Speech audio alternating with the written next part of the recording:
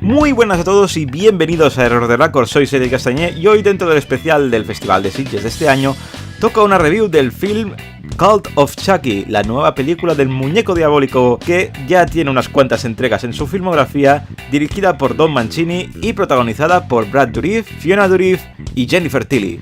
Nika vive en un manicomio convencida de que ella fue quien mató a su familia.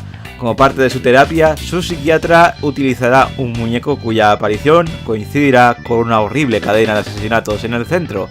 Andy, el protagonista de las primeras entregas, reaparecerá para ayudar a Nika, y Tiffany, la novia de Chucky, también se dejará caer por la que es la séptima entrega de la saga. En defensa de la película diré que la disfruté durante altas horas de la madrugada en la última sesión que hice en plan maratón del festival, pero la película creo que da lo que promete. Es Chucky, nuestro muñeco diabólico favorito, matando a gente de maneras creativas y recuperando su voz original, pero sin renunciar a la presencia de sus últimas películas, como por ejemplo la presencia de Jennifer Tilly, que tiene un papel, la verdad, bastante destacado. Y algo más, pues bueno, creo que nada más. Lo malo de la película es que el guión, a nivel técnico, a nivel interpretativo y en general, casi todo es muy serie B.